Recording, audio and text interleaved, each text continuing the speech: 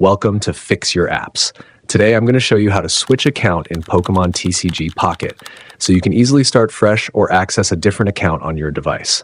Now, let's get started. First, open the Pokemon TCG app on your device and wait for it to load. Next, look at the bottom right corner of your screen and tap the menu icon with 3 horizontal lines. In the menu, find and select the Other option to access additional settings. Under the Other section, look for and tap on Account to view account-related options. Here, select the Delete Save Data option, which removes your current account information from the device.